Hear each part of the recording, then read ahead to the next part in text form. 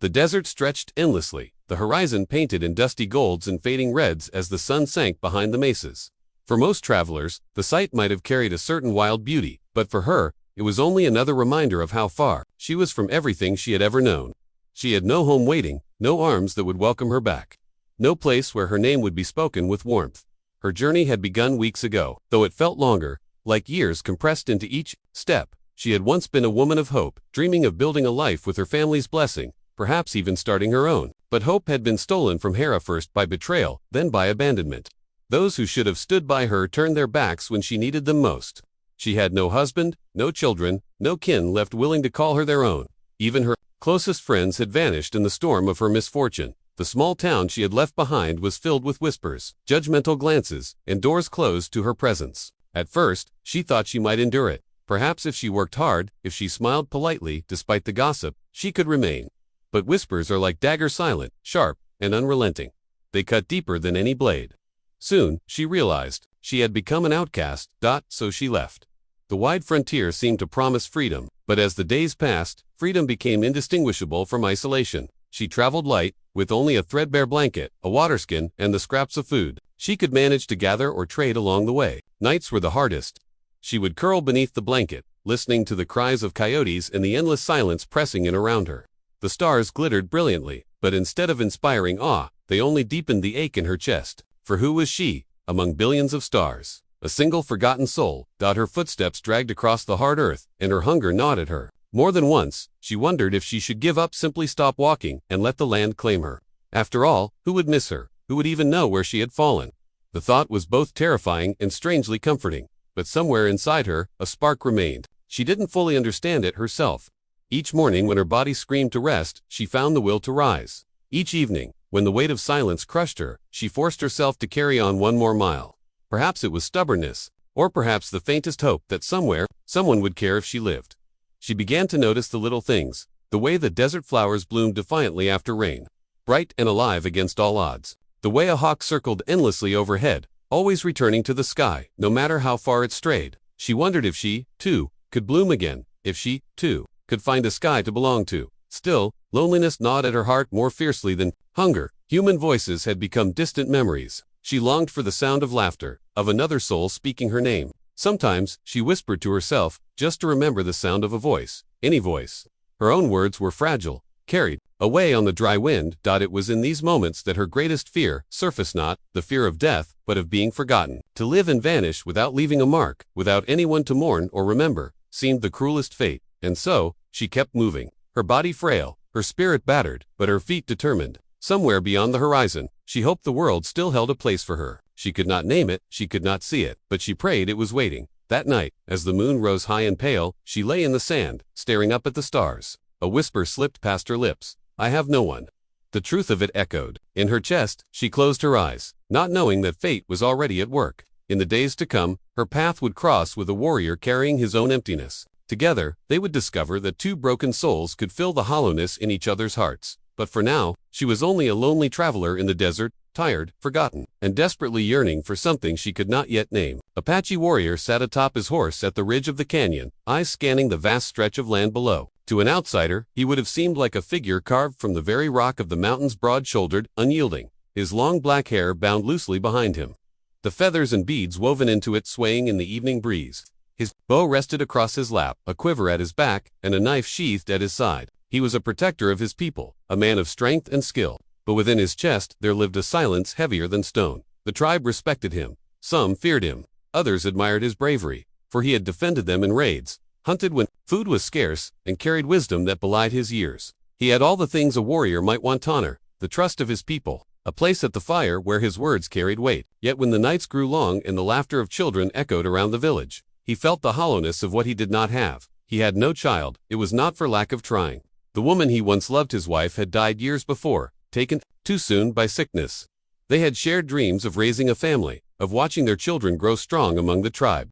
But fate had stolen that from him. In the seasons since her passing, others had spoken to him of remarriage, of taking another wife. But his heart resisted. It was not that he was incapable of love, it was that he carried a wound that no one could see. For in his people's way, legacy was not only honor, it was bloodline. Warriors lived not for themselves, but for the children who came after.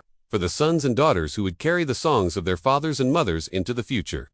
To die with no heir was to risk being forgotten, to let one's line vanish like smoke. And though he had shed no tears where others could see, the knowledge gnawed at him with each passing season. Often he watched the children of his tribe with a strange ache in his chest. Their laughter rang like bells, their feet pattered against the earth, their faces glowed with life. He trained the boys in hunting and tracking, told them stories of warriors past, and comforted them when they stumbled. They looked up to him as a teacher, even a second father. But when they ran back into the arms of their true parents, he was left standing with empty hands. His people called him strong, yet he knew strength meant nothing when the nights were cold, and he had no small voice calling him father. One evening, he sat by the fire alone. The flames flickered, shadows dancing across his face, and the whispers of the elders filled the air. They spoke of ancestors, of bloodlines carried through generations. One of the older men laughed with pride, telling of his many grandchildren. The warrior forced a smile, but inside, he felt like a hollow tree still standing, but with nothing living within.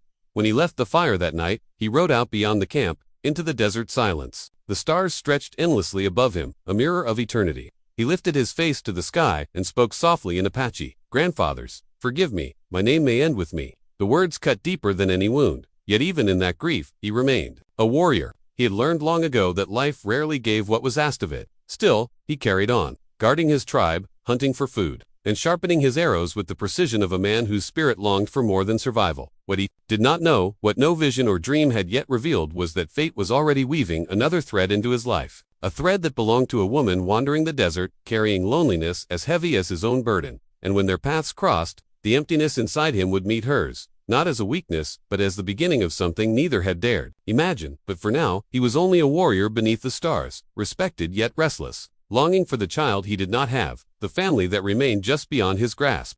The desert is vast, but fate has a way of guiding two lost souls into the same path. The woman had walked farther than her weary body could endure.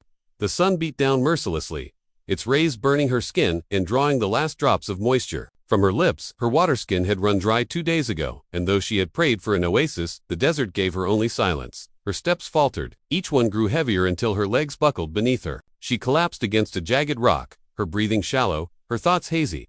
Is this how it ends? She wondered. Alone, forgotten, claimed by the desert. Her eyes fluttered closed, and for a moment, she thought she heard the cries of a hawk circling overhead. Then came the rhythmic sound of hoofbeats. At first, she thought it a trick of her mind, an illusion born from thirst and desperation. But the sound grew closer, steady and sure, until the shadow of a rider loomed over her. The Apache warrior reined in his horse, narrowing his eyes at the figure slumped against the rock. He dismounted swiftly, his moccasins silent on the sand. At first, his warrior's instinct told him to be cautious. An outsider on his land could mean trouble, spies, thieves, or worse.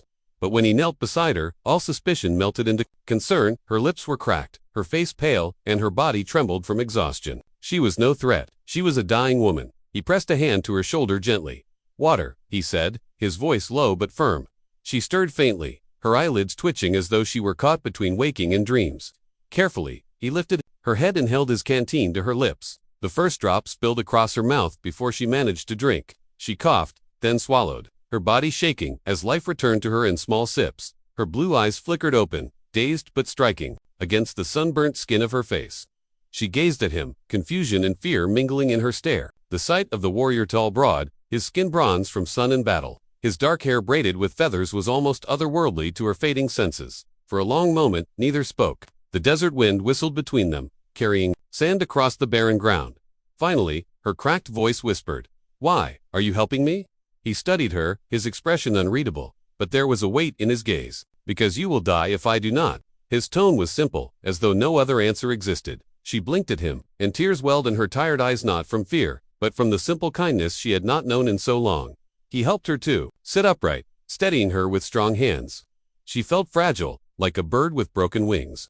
He knew the journey back to his camp would be long, and she was in no condition to walk. Without hesitation, he lifted her into his arms. She gasped softly, startled by the sudden strength that swept her off the ground, but she lacked the power to protest. As he carried her to his horse, his thoughts churned. His people did not welcome outsiders easily. Bringing her into the heart of the tribe could stir questions, even suspicion. Yet something inside him, the same force that had driven him to stop, told him this was no accident. This woman had been placed in his path for a reason.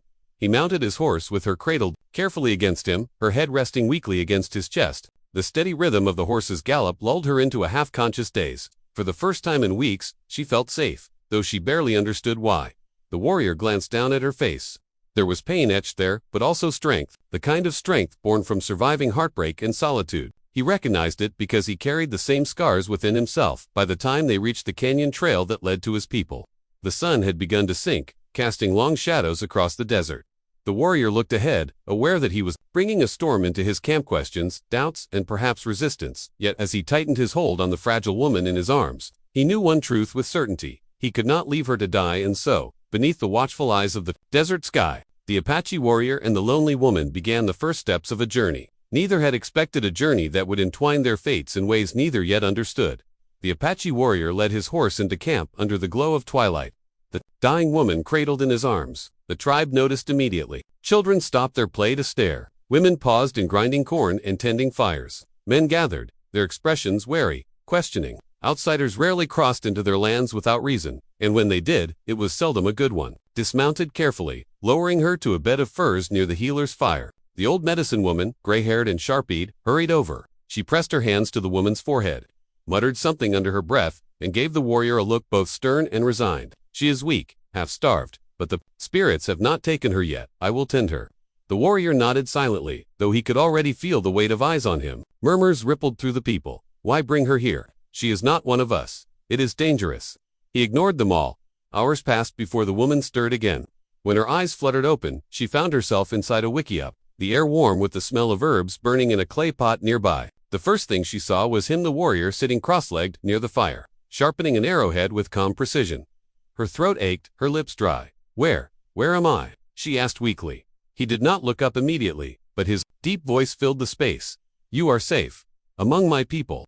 Confusion clouded her eyes. Why would you save me? I'm nothing to you, to anyone. The last word slipped out before she could stop them, heavy with the bitterness of truth. This time, he looked at her, his gaze steady, unreadable. You are not, nothing. Silence stretched between them, thick as the desert night. For a moment, she thought he might say no more, but then he spoke again, his voice softer. I know what it is to be empty inside. To carry a weight no one else sees. Her breath caught. Something in his tone, low, almost raw, told her he spoke, not as a warrior, but as a man who understood. She turned her face toward the fire, too ashamed to meet his eyes. I have no one, she whispered. No family, no home. I left everything behind, but it wasn't enough. I thought maybe the world would have a place for me, but it doesn't. Her voice cracked, but she forced herself to continue. I'm just alone. The warrior set aside his arrowhead, leaning forward slightly. His dark eyes gleamed in the firelight, reflecting both strength and sorrow. And I have no child, he said, the words heavy with unspoken grief. No son, no daughter to carry my name. My wife is gone. My line ends with me. She turned back to him then, truly. Looking at him for the first time, she had thought him untouchable, a figure of power and certainty. But now she saw the cracks to loneliness carved into the hard lines of his face, the quiet pain behind his composure. Two souls, broken in different ways, sat facing one another. The fire popped, sparks lifting into the night air. Neither spoke, for a while, but the silence between them no longer felt empty. It was heavy, yes, but shared like two travelers carrying different burdens, yet walking the same road. At last, she found her voice. I don't understand why you helped me, but, thank you. He inclined his head. You would have died. The desert does not forgive weakness, but you are still here. That means something. Her lips trembled with the beginnings of a smile, faint but real. It had been so long since anyone believed she meant something. The warrior did not smile, but his gaze softened. Perhaps, he said quietly, almost as if speaking to himself, fate placed you in my path for a reason. Her heart stirred, unsure what to make of his words. For the first time in what felt like forever, the crushing weight of loneliness eased, if only a little. She was not healed, not whole, but in that moment, sitting across from a man whose emptiness mirrored her own, she no longer felt invisible. And though neither of them knew it yet, this fragile connection was the beginning of something far greater. Days passed in the Apache camp, and with each sunrise, the woman's strength slowly returned. The healer's herb soothed her body, but it was food, water, and above all, safety that began to heal her spirit. She spent her mornings sitting quietly, near the fires, her hands folded in her lap, watching the rhythms of tribal life, the laughter of children, the weaving of women, the serious talks of the elders. Though no one openly shunned her, she could feel the distance in their glances. She was not one of them, and perhaps never would be. Yet the warrior was different. He came to her often, not with many words, but with presence, a gift of roasted meat when she had eaten too little, a skin of water placed beside her without explanation, a gesture to join him when he walked the perimeter of the camp at dusk. At first, she followed him hesitantly, unsure if she belonged at his side. But as the days turned to nights beneath the stars, she found herself drawn to the quiet strength of his company. One evening, the desert lay hushed, the sky awash in silver light from a nearly full moon. The warrior led her to a ridge overlooking the valley, where the world seemed to stretch forever. The air was cool, and the only sounds were the distant calls of night birds and the soft crackle of the fire he built for them. She sat across from him, hugging her knees, while he fed small twigs into the flames. For a long while, neither spoke. Words felt unnecessary, perhaps even fragile in the vastness of the night. Finally, she broke the silence. "I still don't understand why you saved me. You risked the anger of your people. Why?" The warrior's dark eyes lifted to hers, steady and unwavering. For a moment, she thought he might dismiss her question, as he often did when the tribe asked about his decisions. But tonight, under the open sky, something shifted in him. His voice was low, deep, carrying the weight of truth. "Because I saw myself in you." She frowned slightly, confused. "In me," he nodded, his gaze never leaving hers. "You said you have no one. That truth was in your eyes before your lips spoke it. I know that pain. My wife is gone. My lodge is empty. My bloodline ends with me. Among my people, a man's children carry his spirit forward. Yet I have none, no air, no laughter of my own to follow me when I return to the earth." Her breath caught. She had sensed his loneliness before, but hearing it aloud made it real. His words struck deep, because they mirrored her own silent fears. The fire popped, sparks swirling into the night sky. He leaned closer, his face etched in shadows and light.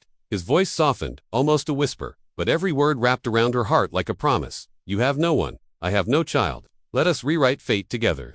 Her chest tightened, her heart pounding so loud she wondered if he could hear it. No one had ever spoken to her like that, not as though she were a burden, not as though she were broken, but as though she were part of something greater. Something worth saving. Tears welled in her eyes, though she quickly blinked them away. "Rewrite fate," she echoed, her voice trembling. "Yes." His expression remained calm, but his eyes carried an intensity that made her shiver. "The desert took from you. It took from me. But it has not taken everything. You still breathe. I still fight. Together, we can build what was stolen. A life. A family." Her lips parted, but no words came. She had spent so long believing she was unworthy of belonging that the idea of being wanted, truly wanted, felt impossible. And yet, staring into his unwavering gaze, she felt hope stirring inside her chest, fragile and new, like a seed pressing through dry earth. The silence stretched again, but it was different this time. No longer empty, it was filled with possibility. She lowered her eyes, afraid of the emotions threatening to overwhelm her, yet unable to stop the small, trembling smile that touched her lips. For the first time in years, she didn't feel like nothing. The warrior leaned back, gazing into the fire. His jaw was set, his words still echoing in the cool night air. He had spoken his truth, offered his heart in the only way a man like him could, simply, directly, with no flowery words to hide behind. And though she had not yet given her answer, he knew this. Their souls had recognized one another. The path ahead would not be easy, but it had begun here, in the desert night. With a whisper of fate, the morning after the warrior's quiet vow beneath the stars. Life in the camp carried on as usual, but an undercurrent of tension rippled through. The people whispers followed the woman wherever she went. Though no one spoke harshly to her, their glances lingered, filled with doubt and suspicion. She was still an outsider, a stranger who had appeared on their land as if dropped by fate itself. The women watched her closely when she fetched water or helped grind corn, their voices low as they spoke among themselves. The children, curious and fearless, came near her, but were quickly pulled back by their mothers. The elders shook their heads when the warrior passed, their silence sharper than words. The woman felt the weight of every look. Though she tried to help where she could, carrying firewood, cleaning hides, offering her hands for simple tasks, the people's walls remained strong. Every smile she gave was returned with polite distance. Every effort met with quiet unease. By nightfall, she often curled into her blanket with tears burning her eyes, wondering if she had been a fool to believe she might belong here. And yet, the warrior stood by her. When others questioned her presence, he met their eyes with unflinching resolve. "She is under my protection," he said more than once, his deep voice carrying finality. His people respected him too much to challenge him openly, but their doubts did not fade. To them, he had crossed a boundary, choosing to bring in one who was not of their blood, who carried no ties to their people's past. It wasn't only the tribe's resistance that plagued her. Inside her own heart, a war raged. Each night she thought of his words. "You have no one. I have no child. Let us rewrite fate together." They had stirred something deep within her, something that felt dangerously close to hope. But hope was fragile, and she feared the cost of holding it too tightly. One evening, as she prepared firewood near the edge of camp, she heard the sharp voices of two women behind her. He says she will stay, that she is meant for him. One whispered, he is blind. The other replied bitterly, she will never be one of us. She cannot give him what he needs. The words struck like arrows, and though they were not meant for her ears, they pierced deep. She dropped the wood in her arms and fled into the desert shadows, her chest tight, her breath uneven. The warrior found her not long after, sitting alone beneath a mesquite tree, her arms wrapped around her knees.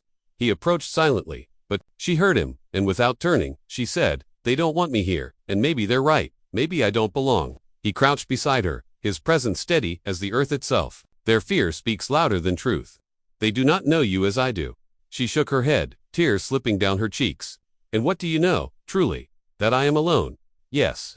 That I was broken before I ever met you. I have nothing to give. I'm not strong like your people. I'm not worthy of. She cut herself off, unable to finish. He placed a hand beneath her chin, lifting her face so her eyes met his. His gaze was intense, but not harsh, steady, as if trying to anchor her. Storm, do not measure yourself by what others see. I know your strength. It is not in swinging a blade or carrying wood. It is here. He pressed a hand gently to her chest, where the fire still burns, though the world tried to snuff it out. That is the strength I see. That is the strength I choose. Her throat tightened, her breath trembling. No one had ever spoken to her this way, not with pity, but with recognition. Yet fear still lingered. What if they never accept me? She whispered. Then I will stand beside you, he said simply. You are not alone, not anymore. His words settled into her heart like embers, fragile but glowing. She wanted to believe him. She wanted to believe that together they could defy doubt, silence the whispers, and build something real.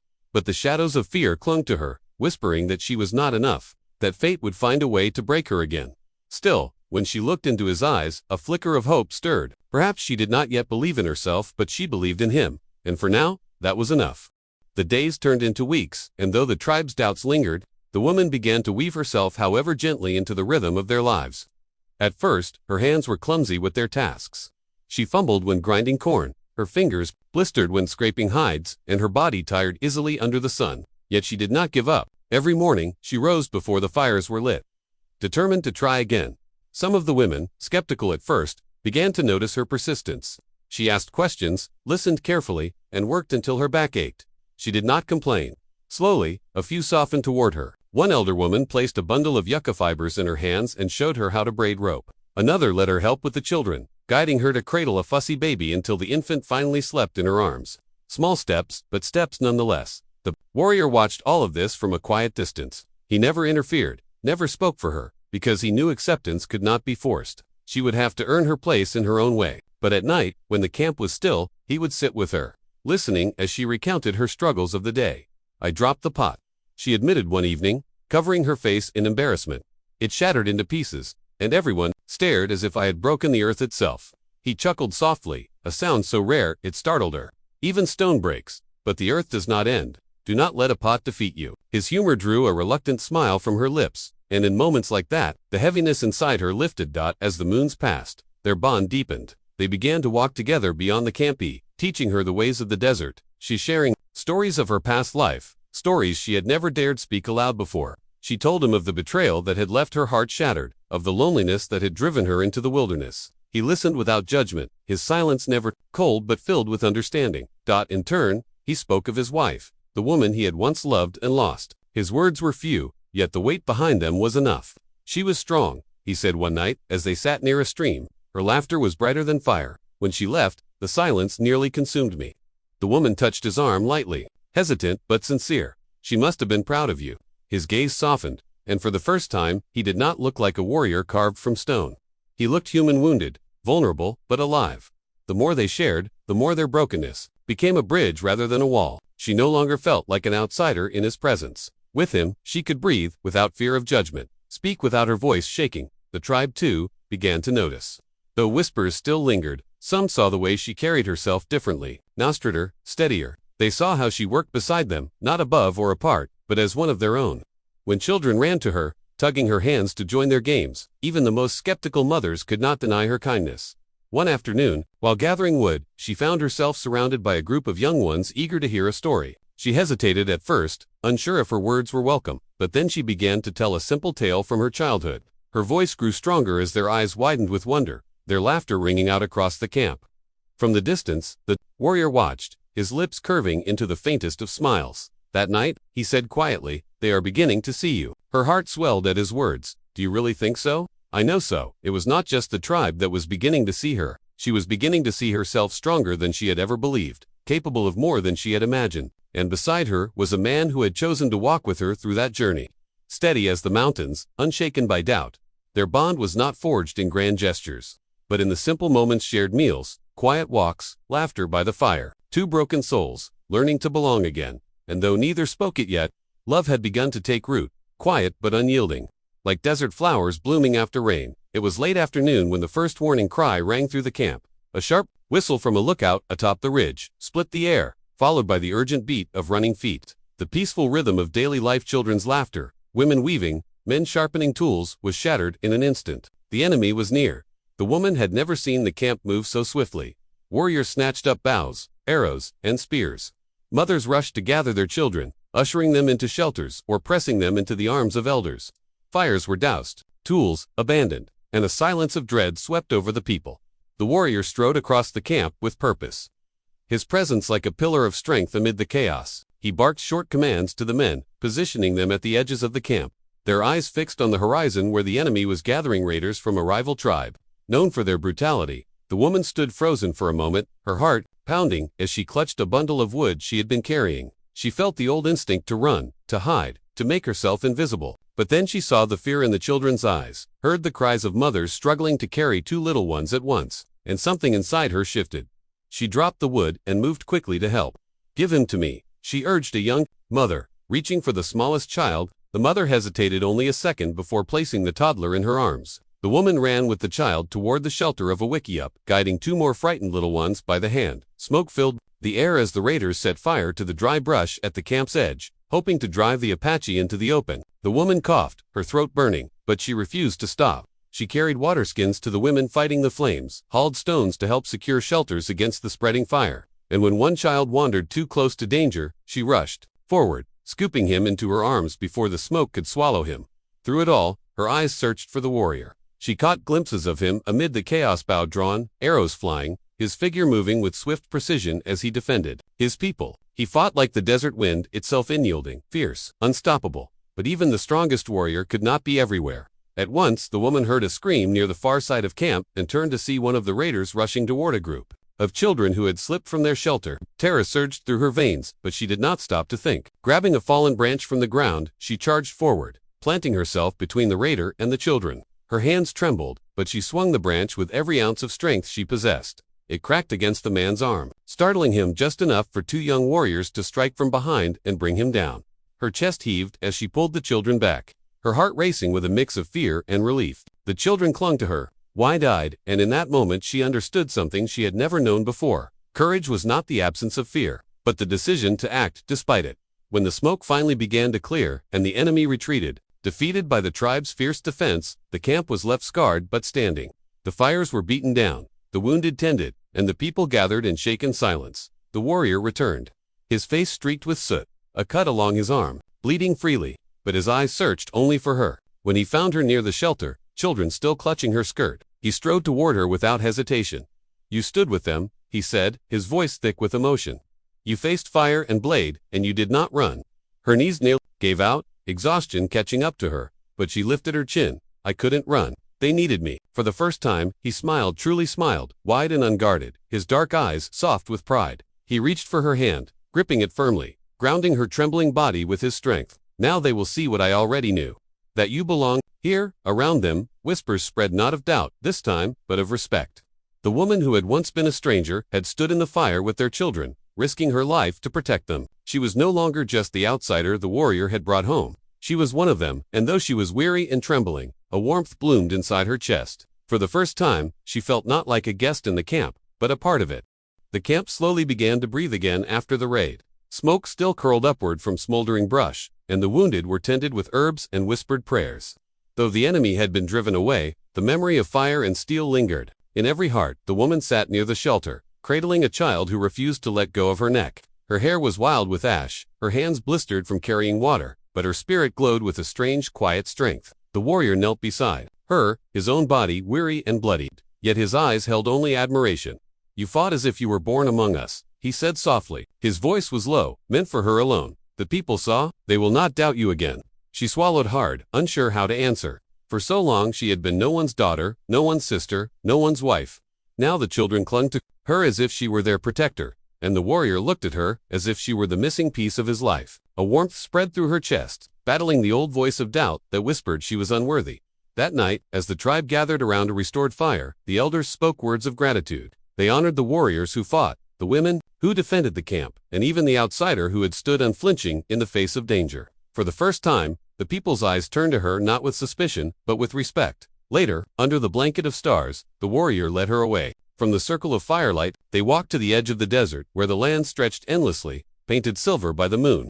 The air was cool, carrying the scent of sage and smoke. He stood with his arms crossed, silent for a long moment, as though gathering the right words. Finally, he spoke. All my life, I have carried the weight of silence. Warriors fight, but it is children who carry the spirit of the people forward. Without a child, my name, my blood, my fire, they all end with me. He paused, his gaze turning to hers, intense and unflinching. But when I saw you with the children today, when I saw you face death for them, I knew. You are the one that Great Spirit placed in my path. Her heart thudded painfully. She remembered his words from nights ago by the fire. You have no one, I have no child, let's rewrite fate together. At the time, they had felt like a distant promise, a dream too fragile to trust. But now, standing before him, she realized those words had become real. I never thought I would belong anywhere, she whispered, her voice trembling. I thought I was meant to walk alone, forgotten. But today, when the children held me, when you found me afterward, I felt something I've never felt before. He stepped closer, his hand lifting to brush away the ash, still clinging to her cheek. His touch was gentle, reverent, as though he feared she might vanish like smoke.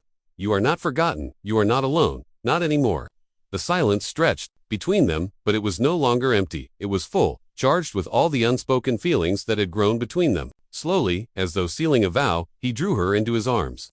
She let herself sink against him, her forehead resting against his chest. The steady beat of his heart grounded her, steady and strong.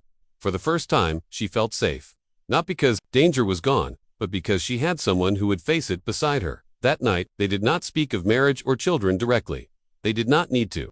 It was enough to stand hand in hand beneath the stars, knowing that their lives were now woven together. His longing for a legacy and her yearning for belonging had met in the fire of trial and been reforged into something stronger, love.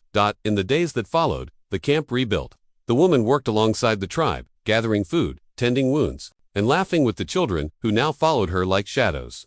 The warrior stood proudly beside her, never needing to explain his choice again. And though the scars of battle remained, the people began to see their bond, not as chance, but as destiny. She, the woman who had no one, had found a family, and he, the warrior who had no child, had found the promise of a future.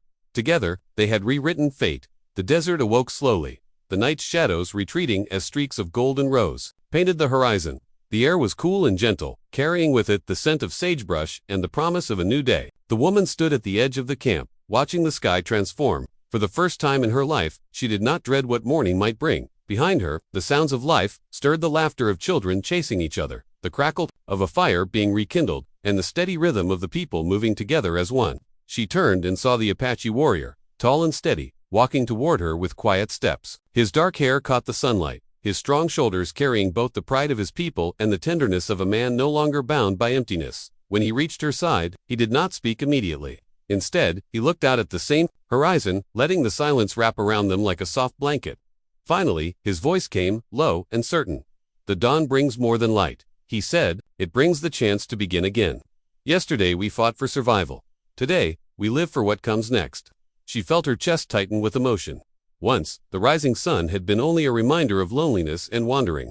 But now, standing beside him, it became a symbol of hope.